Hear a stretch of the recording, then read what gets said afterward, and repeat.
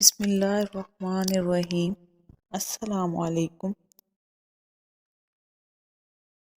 حضرت ابو سعید الخدری رضی اللہ تعالیٰ عنہ نبی صلی اللہ علیہ وآلہ وسلم سے روایت کرتے ہیں کہ آپ صلی اللہ علیہ وآلہ وسلم نے ارشاد فرمایا، عام گزرگاہوں اور راستوں میں بیٹھنے سے بچتے رہا کرو۔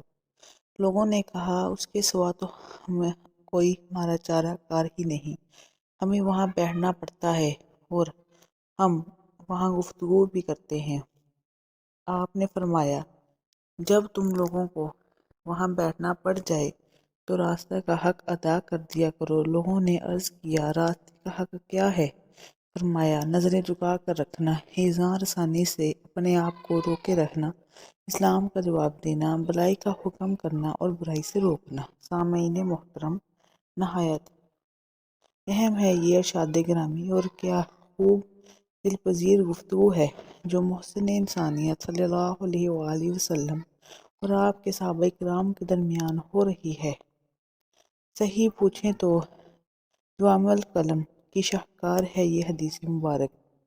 غور فرمائیے کہ یہ بات صرف اسی وقت یا اسی حالت کے ساتھ مختص نہیں جس میں یہ وقوع پذیر ہوئی ہے، بلکہ آج بھی ایسے مواقع موجود ہوتے ہیں جب عام گزرگاہوں یا راستوں میں کوئی بحث یا گفتگو چل نکلتی ہے اور ایسی محویت کا عالم طاری ہوتا ہے کہ انسان کی دیگر ذمہ داریاں پس پردہ چلی جاتی ہیں۔ اس لیے پہلے مرحلہ پر رسول اکرم صلی اللہ علیہ وآلہ وسلم نے صحابہ کرام سے ارشاد فرمایا کہ عام گزرگاہوں پر بیٹھنے سے جس قدر ہو سکے اجتناب کرو۔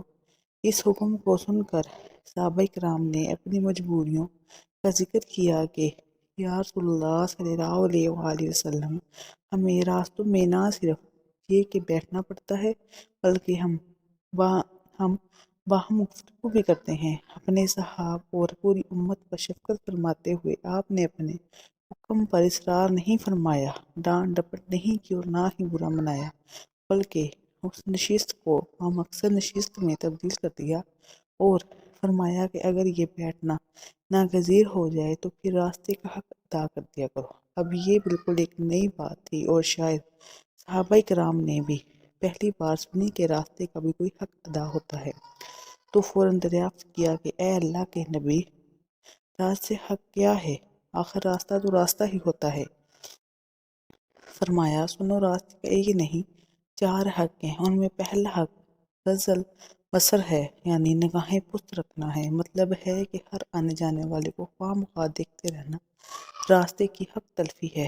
گزرنے والوں میں صرف مرد ہی نہیں بلکہ خواتین بھی ہوتی ہیں، اور نامحرم خواتین کو دیکھنا صرف گناہ ہی نہیں بلکہ بہت بڑا گناہ ہے۔ سورۃ نور کی آیت نمبر 30 اور 31 میں مومن مرد اور مومن عورتوں کو یکساں انداز میں نگاہیں پست رکھنے کا حکم فرمایا گیا ہے۔ راستوں، بازاروں، عام گزرگاہوں اور پارکوں میں نگاہ کی آوارگی سے خدشات بڑھ جاتے ہیں۔ ایسی حالت میں اپنی آنکھوں کی حفاظت کرنا اور نظریں جھکا کر رکھنا مومنہ طریق اور بلندی اخلاق کی علامت ہے۔ ایک حدیث میں رسول اللہ صلی اللہ علیہ وآلہ وسلم نے نظر جھکا کر رکھنے پر ایمان والوں کو جنت کی ضمانت دی ہے۔ یہ چونکہ اہم بات تھی اور ہے، بار بار سرزد ہو جانے کا اندیشہ بھی تھا، اس لیے آپ نے اسے راستے کا پہلا حق قرار دیا۔ راستے کا دوسرا حق کیف الازی ہے، یعنی ایذاں رسانی سے لوگوں کو بچانا۔ یہ ایذاں رسانی ہاتھ، پاؤں اور آنکھوں سے ہو سکتی ہے، اشاروں کنائیوں سے ہو سکتی ہے۔ قرآن حکیم میں ہے، یعنی تباہی ہے ہر عیب نکالنے والے اور تانا دینے والے کے لیے۔ علماء مفسرین تصریح کرتے ہیں کہ یہ آنکھوں اور اشاروں سے بھی ہو سکتا ہے اور وہ بھی اس وعید کے ذیل میں آتا ہے۔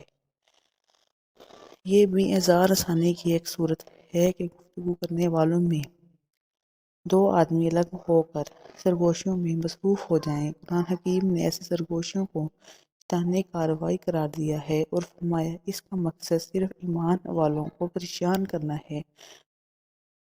حکیم کی سورۃ المطففین نے ہمیں بتایا کہ قرآن حکیم کی سورۃ المطففین نے ہمیں بتایا کہ جب مسلمانوں کا گزر کافروں کے کسی مجلس سے ہوتا ہے تو وہ اپنے بغض اور حبس باطن کی وجہ سے ان پر آوازیں کستے اور آنکھوں سے اشارے کرتے اور اپنی اس بے ہودہ حرکت پر خوش ہوتے۔ لہذا رسول اللہ صلی اللہ علیہ وآلہ وسلم نے اہل ایمان کو بالعموم اور راستوں میں بیٹھنے والوں کو بالمخصوص آگاہ فرمایا ہے کہ اس برائی سے اجتناب کریں اور اسے راستے کا حق سمجھتے ہوئے اس کی پابندی کریں۔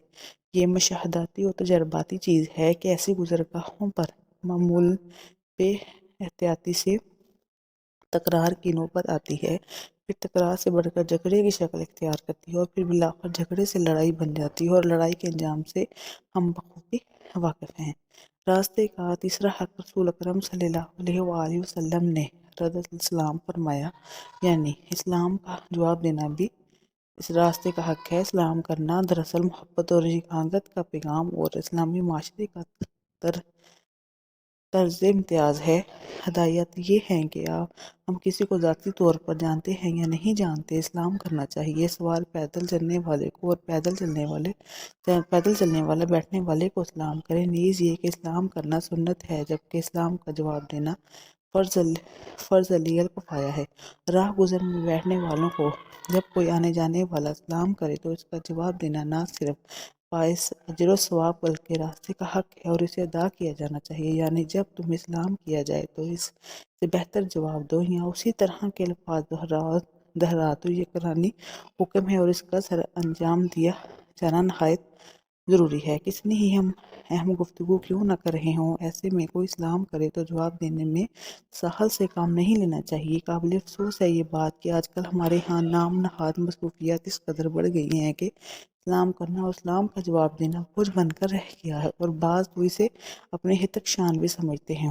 سامعین ذی قدر، راستے کا چوتھا اور آخری حق آپ صلی اللہ علیہ وآلہ وسلم نے امر بالمعروف والنہی عن المنکر قرار دیا ہے، یعنی بھلائی کا حکم کرنا اور برائی سے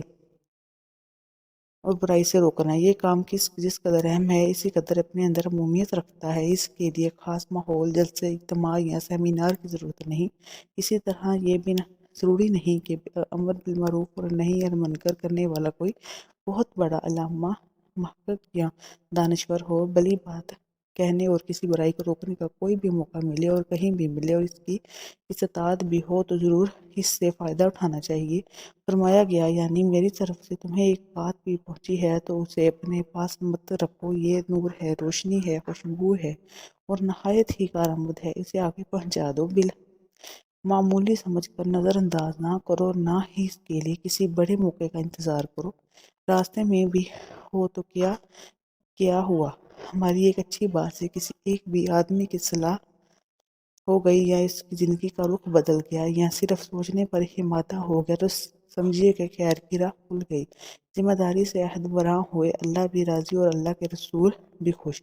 ایک مسلمان کے لیے اس سے بڑھ کر اور کیا خوشی ہو سکتی ہے؟ مگر بات پھر وہی آتی ہے کہ دیگر فرائض اور ذمہ داریوں کی طرح ہم اپنی ذمہ داری سے بھی غفلت کا شکار ہیں، اس لیے معروف کم اور منکر پھیل رہی ہے۔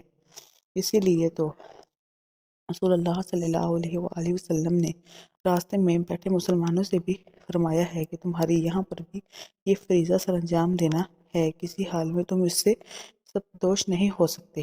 پہنچا دینا تمہارا کام ہے، ہدایت دینا اور ہدایت کی راہ پر چلا دینا اللہ تعالیٰ کے قبضہ قدرت میں ہے۔ اللہ تعالیٰ ہم سب کو ان حقوق کے ساتھ دیگر حقوق کی ادائیگی کی توفیق عطا فرمائے۔ آمین ثم آمین۔